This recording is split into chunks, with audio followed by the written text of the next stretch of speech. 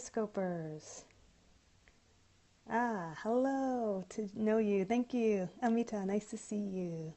Thank you, King Self, for joining us.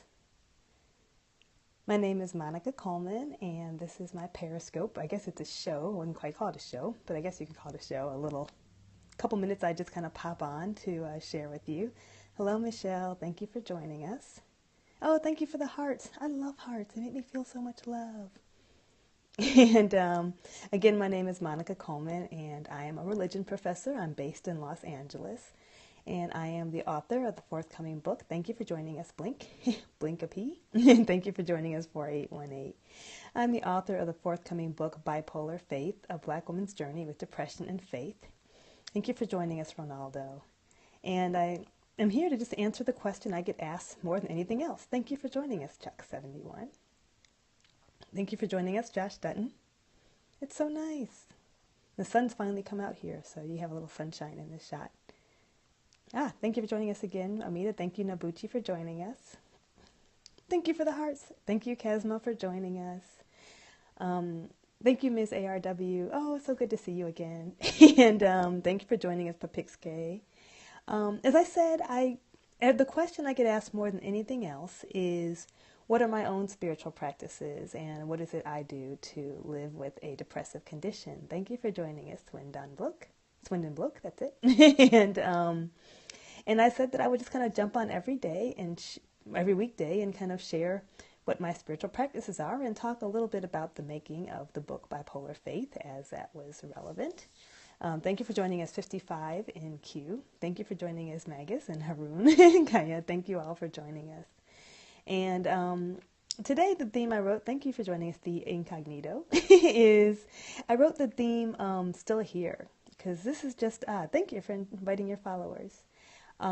This is just one of those days where I feel like, well, I'm still here. That's my victory for today. It's just been a long day, a long couple of days. Mother's Day is only a respite if you have children old enough to know to do something for you or to give you a break, which I do not have. And so it was just a wonderful day with my daughter, my mother, but also a very hectic and long day. And then that cute little booger got up so early today. And if you've been following, I had a whole thing about sleep. And I just didn't get sleep. And I'm tired and cranky, and the responsibilities are just amping up. And I had to make this choice between sleeping or eating or working out, and none of which got done, just so I could get to an appointment on time this morning. And I felt so sluggish. Oh, sorry, we have to lose you, Nabuchi. You can always check later. And so I just felt really bad. And the whole day I was feeling frustrated and despondent, like this is never going to get better. I hate my life. I'm texting my friends. This sucks. It's just not a day. And I want to tell you all that because I said that, some days I got it. I'm good. I'm rolling. I can wax eloquently. And other days, I just feel like I'm getting my booty handed to me. And like universe 1, Monica 0. So it felt like that today. And I made a late decision to just kind of jump on my bike and get a bike ride in because I couldn't think of anything else that would make me feel better.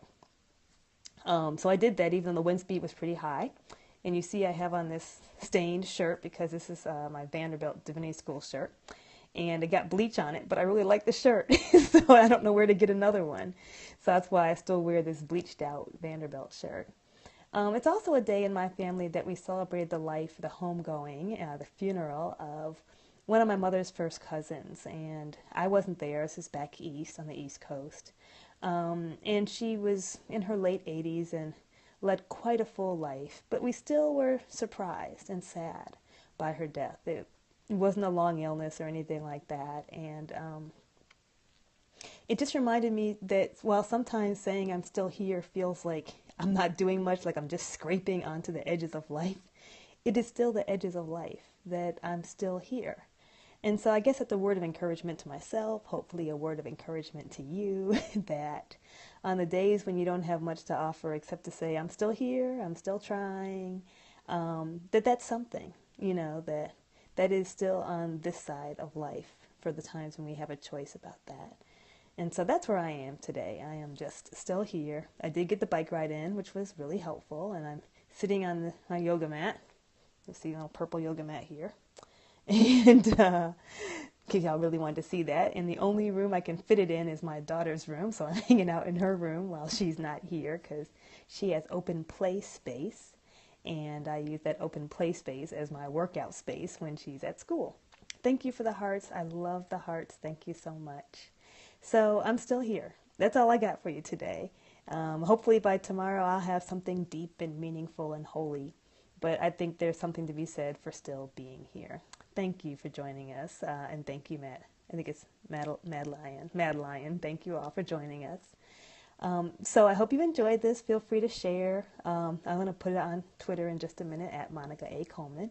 You can follow me on Periscope at Rev Monica. That's where I can be found. Hashtag Bipolar Faith. And I'll see you tomorrow. And hopefully I'm going to share a little more about the book tomorrow because I've been doing some stuff backstage that's behind the scenes. It's been really fun. I'll see what my publishers let me share since they want to keep it all under wraps. Not that it's that exciting, but it's cool to me. So I want to share a little bit more about the book tomorrow, and we'll check back in then. Take care, you all. And good night. Thank you for coming in from London, and I will see you again tomorrow. This is Bipolar Faith. Monica A. Coleman.